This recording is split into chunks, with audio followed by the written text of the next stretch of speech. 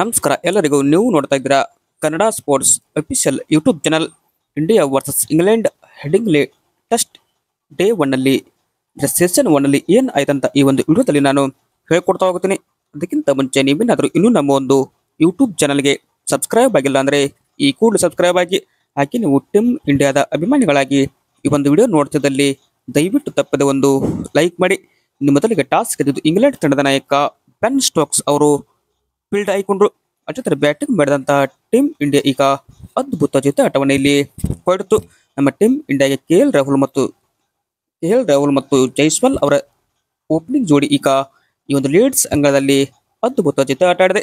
91 ರನ್ಗಳ ಜೊತೆ ಆಟ ಆಡಿ, ಅಂದ್ರೆ ಇದು ದಾಖಲೆಯ ಜೊತೆ ಆಟ ಲೀಡ್ಸ್ ಅಂಗಳದಲ್ಲಿ ನಮ್ಮ ಟೀಮ್ ಇಂಡಿಯಾ ಪರ ಓಪನರ್ಸ್ ಆಡಿದ್ದು. ಬಟ್ 64 ರನ್ ಈ ಹಿಂದೆ ದಾಖಲೆ ಇತ್ತು. ಬಟ್ ಆ ಒಂದು ದಾಖಲೆ ಈ ಇಬ್ರು ಇಲ್ಲಿ ಮುರಿದಾಕಿದ್ರು.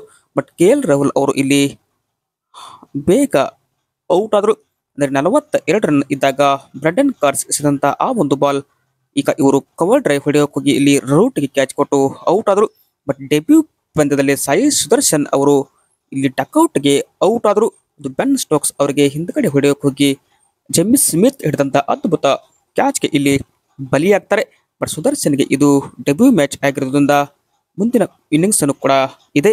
ಬಟ್ ಅವ್ರು ಏನು ಮಾಡ್ತಾರೆ ಅಂತ ಕಾದು ನೋಡಬೇಕು. ಅದೇ ತರ ಇಲ್ಲಿ ಈಗ ಸದ್ಯಕ್ಕೆ ನಮ್ಮ ಟೀಮ್ ಇಂಡಿಯಾ ಮೊದಲ ಸೆಷನ್ ಮುಕ್ತಾಯಕ್ಕೆ 25.4 ಓವರ್ಗೆ 92 ರನ್ಗೆ 2 ವಿಕೆಟ್ ಇಲ್ಲಿ ಕಳ್ಕೊಂಡಿದೆ. ನಾಯಕ ಶುಭ್ಮನ್ ಗಿಲ್ ಮತ್ತು ಜೈಸ್ವಾಲ್ ಅವರ ಜೋಡಿ ಇನ್ನು ಇಲ್ಲಿ ಆಡ್ತಾ ಇದೆ. ಅಂದರೆ ಯಶಸ್ವಿ ಜೈಸ್ವಾಲ್ ಅವರು ಈ ಒಂದು ಪಂದ್ಯದಲ್ಲಿ 47 ರನ್ ಗಳಿಸಿ ಬ್ಯಾಟಿಂಗ್ ಮಾಡುತ್ತಿದ್ದಾರೆ. 8 4 ಗಳಿಸಿ ಈ ಒಂದು ಅದ್ಭುತ ಇನ್ನಿಂಗ್ಸ್ ಅವ್ರ ಕಡೆಯಿಂದ ಬರ್ತಾ ಇದೆ. ಬಟ್ ಇದೇ ತರ ನೆಕ್ಸ್ಟ್ ಸೀಸನ್ ಅಲ್ಲಿ ಕೂಡ ನಮ್ಮ ಟೀಮ್ ಇಂಡಿಯಾಗೆ ಇದು ಆಗಬೇಕು. ಹೀಗಾಗಿ ಗಿಲ್ ಮತ್ತು ಜೈಸ್ವಾಲ್ ಅವರ ಜೋಡಿ ಯಾವ ತರ ಆಡುತ್ತೆ ಅದರ ಮೇಲೆ ಈ ಒಂದು ಪಂದ್ಯ ಡಿಪೆಂಡ್ ಆಗುತ್ತೆ.